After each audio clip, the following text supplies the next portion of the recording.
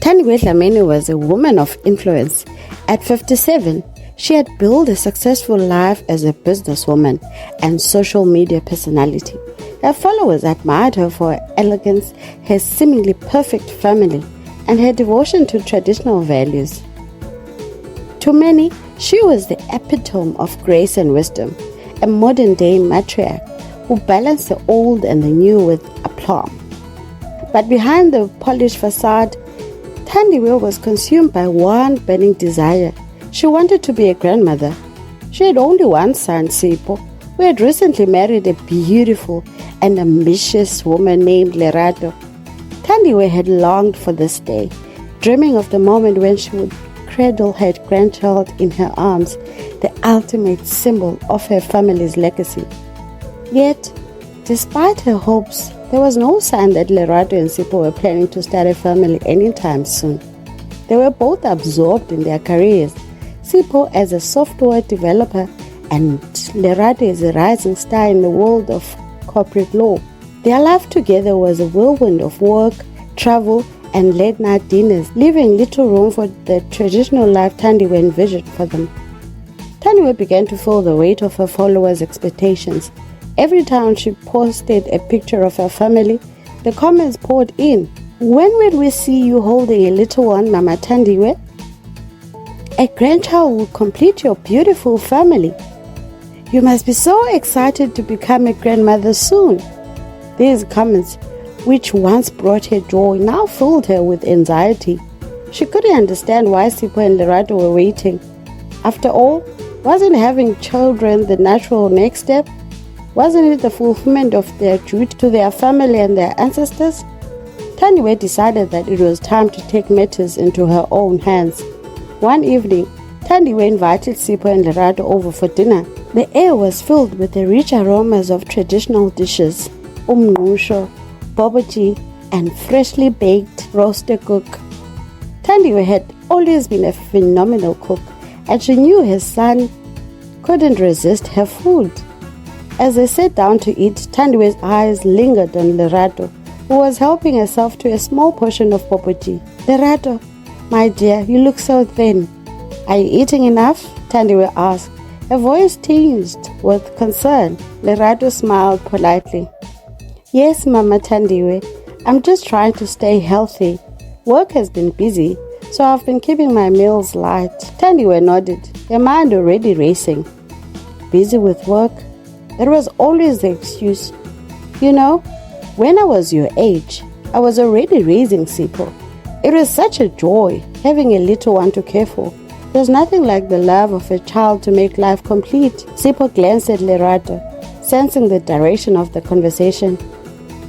Mama, we've talked about this. Lerato and I are focusing on our careers right now.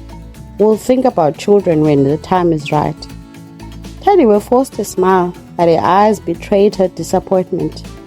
Of course, my son, I understand. I'm just saying, life is short. We don't want to wait too long. Lerato felt a knot form in her stomach.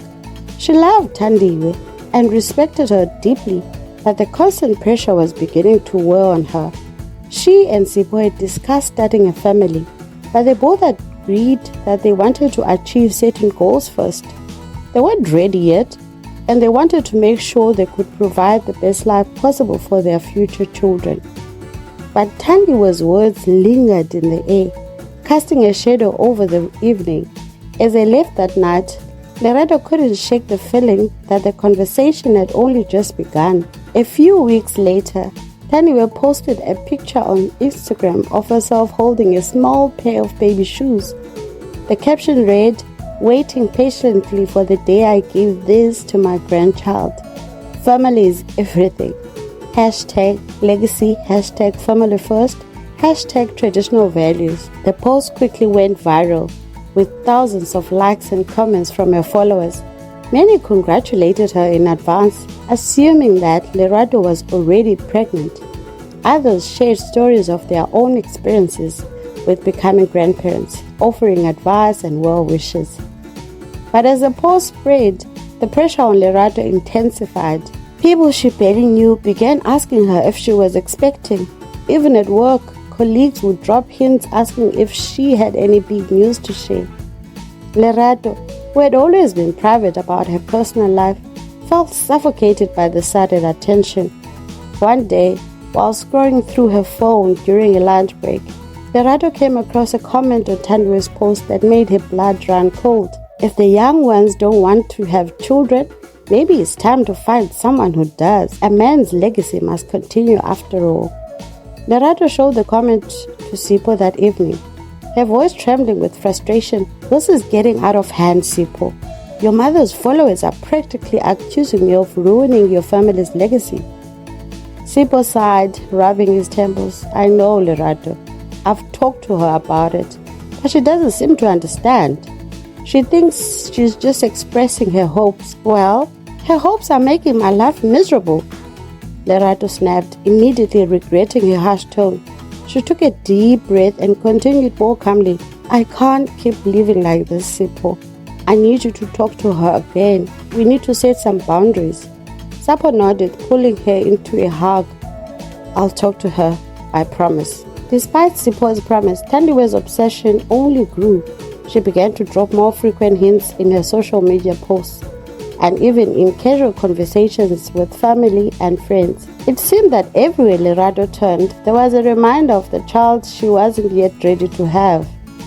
The breaking point came when Tandiwe invited them to a family gathering at her home, saying she had a special announcement to make. Lerato had a sinking feeling in her stomach as they drove to the house, but she tried to brush it off. Maybe it was just another one of Tandiwe's elaborate dinners, she thought. But as they pulled into the driveway, her heart sank. The house was decorated with pink and blue balloons, and a large banner hung over the entrance that read, Congratulations, Sipho and Lerato. Lerato's breath caught in her throat as she turned to Sipho, her eyes wide with shock. What is this? Sipho looked just as stunned. I have no idea. I didn't tell her anything. As they entered the house, they were greeted by a crowd of friends and family, all cheering and clapping. Tandiwe stood at the center of it all, beaming with pride. Surprise! She exclaimed, pulling them both into her heart. I just couldn't wait any longer. I know you two haven't made an official announcement, but I wanted to be the first to celebrate. Lerato felt the room spin around her. She had never been more humiliated in her life. She looked at Sipho, who seemed just as blindsided, and then back at Tandiwe. Mama Tandiwe, we are not pregnant, Lerato said quietly, trying to keep her voice steady. The room fell silent as everyone turned to stare at her. Tandiwe's smile faltered. What do you mean, dear? I just assumed. You assumed wrong. Lerato interrupted, her voice rising with anger. We're not ready to have children yet. We don't appreciate being pressured into it. This party is completely inappropriate. Tandiwe's face turned pale, and the murmurs in the room grew louder. Sipho stepped forward, placing a hand on Lerato's shoulder. We appreciate everyone's support, but this is a decision that Lerato and I will make when we're ready. Please respect our privacy. Without another word, Lerato turned and walked out of the house, her heart pounding in her chest. Sipho followed close behind, his face a mixture of anger and disappointment. The days following the disastrous party were tense. Sipho and Lerato avoided Tandiwe's calls, needing time to process what had happened. Lerato was hurt and angry, feeling betrayed by someone she had grown to love and respect. Sipho, caught between his wife and his mother, didn't know how to make things right. One evening, as Lerato sat alone in the living room, scrolling through her phone, she came across yet another one of Tandiwe's posts. This time it was a picture of decorations from the party, with a caption that read, A mother's love knows no bounds. Sometimes we just get ahead of ourselves with excitement. #family matters, #unconditional love.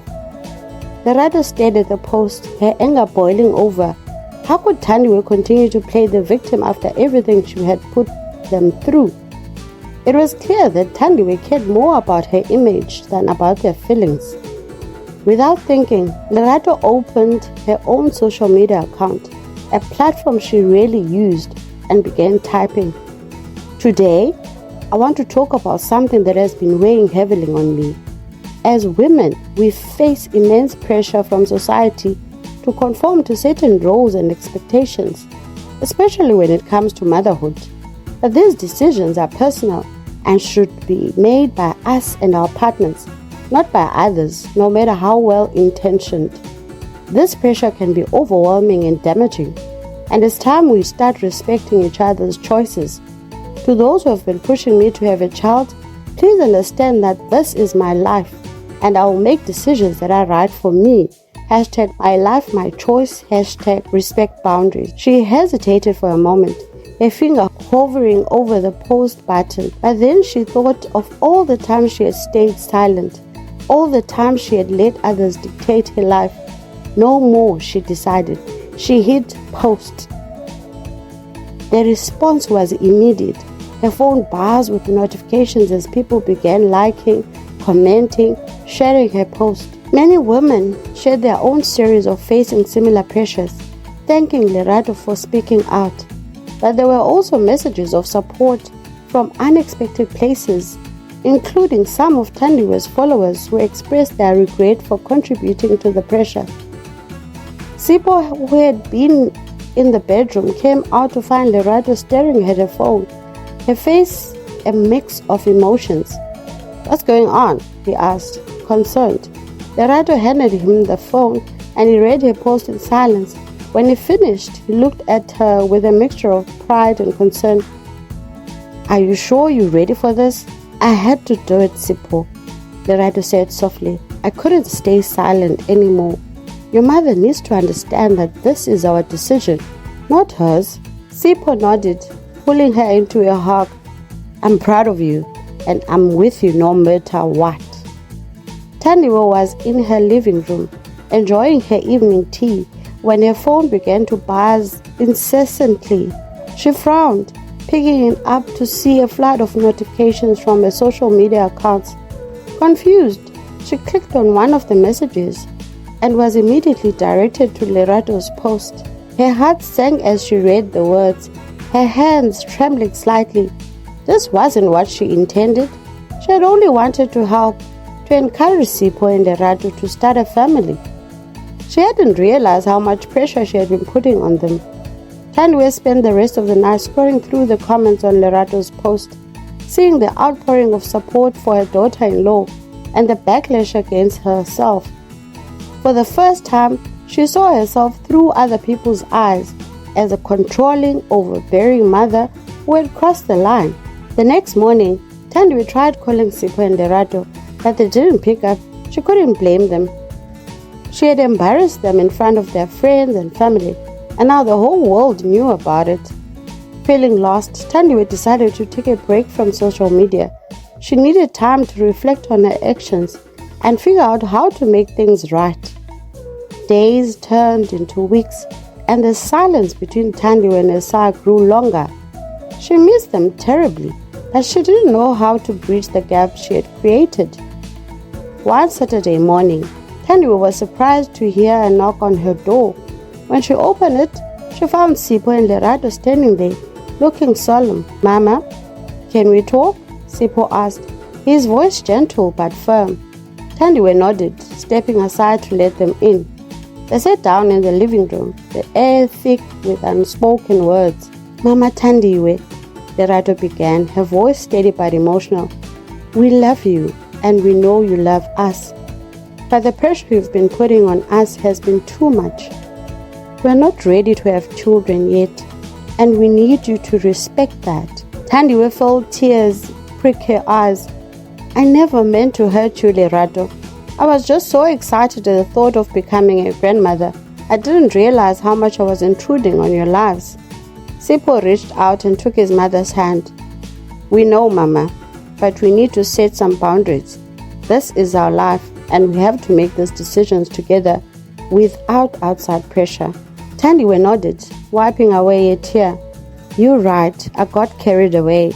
I'm so sorry for everything I've done. I just want you both to be happy." Lerato smiled, feeling a weight lift off her shoulders. "We know you do. and we want you to be part of our lives, but we need to do things our way in our own time. Thandiwe nodded again, this time with a sense of resolution. I understand. I'll do better, I promise. They spent the rest of the afternoon talking openly, airing their feelings and working through the tension that had built up over the past months. It wasn't an easy conversation, but it was a necessary one. And by the end of it, they all felt a sense of relief. The following weeks brought a sense of calm and renewal to their relationships. Thandiwe kept her promise and took a step back, allowing Sipho and Lerato the space they needed to live their lives on their terms.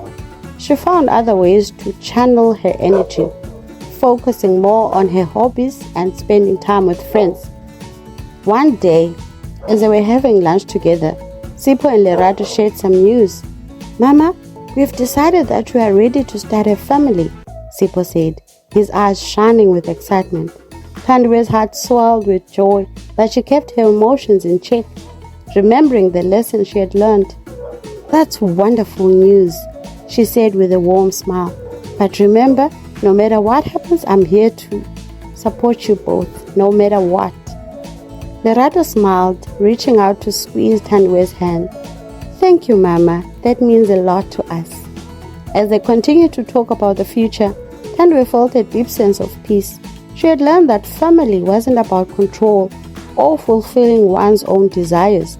It was about love, respect, and allowing each person to walk their own path in their own time. And as she looked at the two people she loved most in the world, Thandiwe knew that whatever the future held, they would face it together, stronger and more united than ever.